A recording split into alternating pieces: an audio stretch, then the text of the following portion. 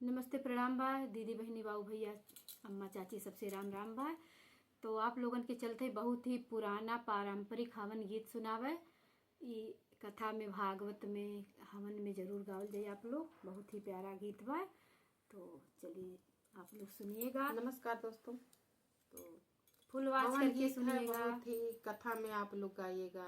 भागवत कथा होता है, बहुत ही प्यारा हवन गीत है, आप लोग जरूर गाइएगा और फुल आवाज करके मेरे गाना को सुनिए और आप लोग सपोर्ट पूरा दीजिए दोस्तों।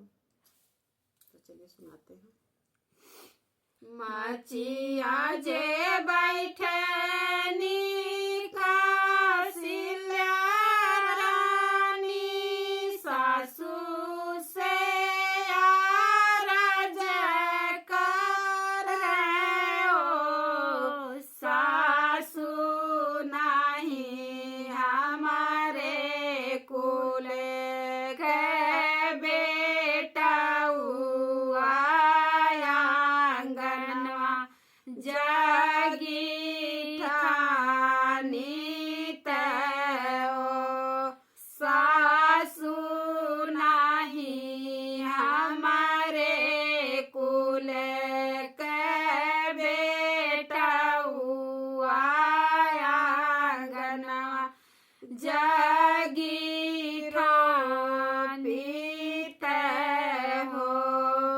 माचिया जे बैठनी कौशल्या रानी, सासू से आरज करे ओ, सासू नहीं हमारे कुल के बेटा हुआ आंगनवा जागीरो पीत हो। सोने के खड़ुआ राजा रामचंद्र, चुटूर पुटूर चले ओ, मैया हम तोहरे कुल के बेटा हुआ आंगनवा जागीरो पाऊ हो। मैया हम तोहरे कुल के बेटा हुआ आंगनवा जागी ठाना हो। जाऊआ कैसा कली बनावेनी, जाऊआ धोआवेनी हो। मैया करब नारी वरवा के होमिया महलिया, हमारी गमा काई हो।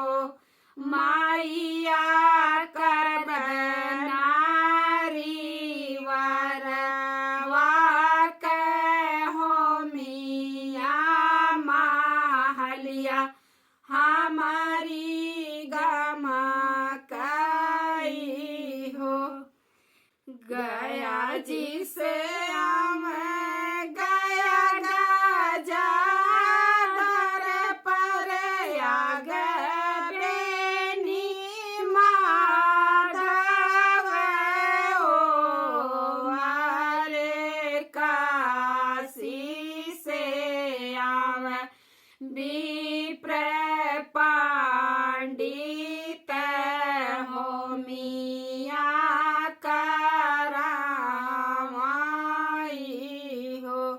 अरे काशी से आव विप्र पंडित होमिया करामाई हो। गया जिसे आवे गया गजाधर पर याग बेनी माधव हो मैया काशी से आवे विप्र पंडित होमी या करावाई हो मैया काशी से आवे विप्र पंडित होमी या करावाई हो माचिया जे बैठे कौशल्या रानी सासू से आरज कर सासू नहीं हमारे कुल का बेटा आंगनवा जगी ठानी हो सासू